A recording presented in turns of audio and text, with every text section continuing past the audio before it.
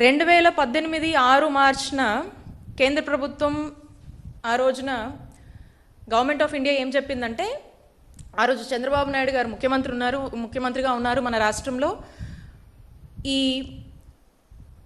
ఈ centrally sponsored scheme కింద కొత్త గవర్నమెంట్ మెడికల్ కాలేజ్ని ఏ రాష్ట్రంలో ఆ రాష్ట్రంలో వాళ్ళు ఏర్పాటు చేసుకోవచ్చు. ఆ విసురుబాటు మేము కనిపిస్తున్నాము. ఫేజ్ 1 ఫేజ్ 2 ఎలా ప్లాన్ చేసుకుంటారో ప్లాన్ చేసుకోండి.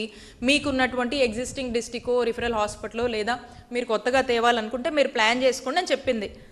మరి చంద్రబాబు నాయుడు గారు ఏ రోజు కూడా ఓ కొత్త మెడికల్ కాలేజ్ గురించి తీసుకొద్దామా అని కానీ, ఒక ప్రపోజల్ పెడదామా అని కానీ, ఒక ప్రయత్నం చేద్దామా అని కానీ, ఇదిగో ఇలా గవర్నమెంట్ ఆఫ్ ఇండియా ఇలా చెప్తుంది ఒకసారన్నా ఆలోచిద్దామా అని కానీ, ఇది మా రాష్ట్ర ప్రజలకు ఉపయోగపడుతుందని చెప్పి ఏ రోజు కూడా ఆలోచన చేయలేదు కదా.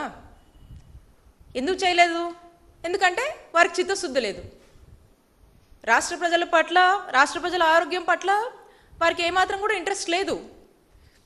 ఈ ఆలోచన నుంచి వెనక్కి వెళ్తారంటే లేదు. రీసెంట్గా ఇంత గొడవలు జరుగుతూ ఉన్నా టెండర్ నోటిఫికేషన్కి కాల్ ఫర్ చేశారు. అందులో కూడా one of the clause, I was surprise to see this.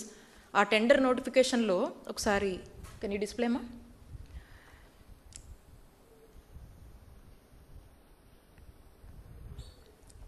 ఇందులో 8th పాయింట్ మీరు చూస్తే, in the event that only a single bid is received pursuant to the bidding process, or if only one bidder is found to satisfy the minimum eligibility criteria for any project, the authority receives the right to accept the bid or reject the bid.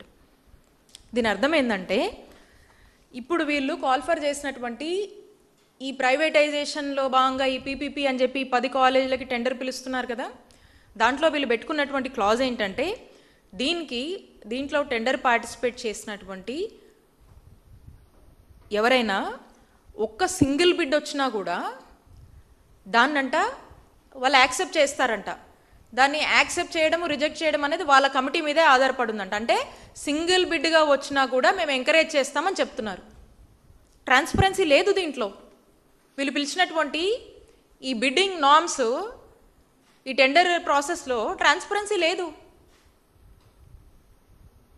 Jaganmohan Reddy గారి ప్రభుత్వంలో ఏ విషయానికైనా మేము tender పిలుస్తే,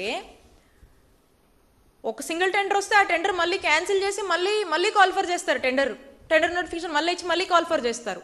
ఎందుకంటే transparency ఉండాలి. Multiple people వచ్చినప్పుడు competition ఏర్పడుతుంది.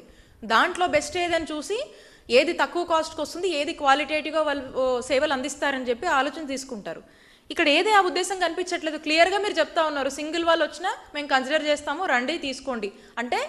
Already మీరు match fixing లాగా ఉంది. ఇది ట్రాన్స్పరెన్సీ లేదు. ఎవరిని బాగు చేద్దామనిది?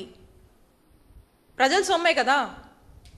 మళ్ళీ దీనికి ఇంకొక హైప్ క్రియేట్ చేస్తూ ఇంతకుముందు ఉన్నటువంటి ఫీజుల కంటే కూడా ఇప్పుడు మళ్ళీ అది 57.5 లక్షలు ఎన్ఆర్ఐ సి కేటగిరీ 60 లక్షల వరకు ఉంటే, సుమారు 60 లక్షల వరకు ఉన్నటువంటి 20 లక్షలు తీసుకెళ్ళి 60 లక్షలు చేశారు. కాస్ట్లీ చదువులు చేశారు. ఇట్లా ఎందుకు పెంచారు అంటే ప్రైవేట్ వాళ్ళని ఆకర్షించేందుకు. ఎందుకంటే మీరు ఎంతంటే అంతకు అమ్ముకోవచ్చు, అసలు చాలా బెనిఫిట్ ఉంటుంది, this is a good business proposal, come on అని చెప్పేసి వచ్చిన వాళ్ళందరినీ కూడా come participate, this is something interesting business module, I mean we have been inviting అని చెప్పేసి వీళ్ళు ఇట్లా మార్కెట్ చేస్తూ ఉన్నారు. This is what is making it very clear. మేము వచ్చాక, మా వైఎస్ఆర్ కాంగ్రెస్ పార్టీ, మా జగనన్న ప్రభుత్వం వచ్చాక ఖచ్చితంగా దీన్ని మళ్ళా ఈ గవర్నమెంట్ మెడికల్ కాలేజ్ని గవర్నమెంట్లోనే కంటిన్యూ చేస్తాం. మీరు తీసుకొచ్చినటువంటి ఈ పద్ధతులన్నీ కూడా రద్దు చేస్తాం.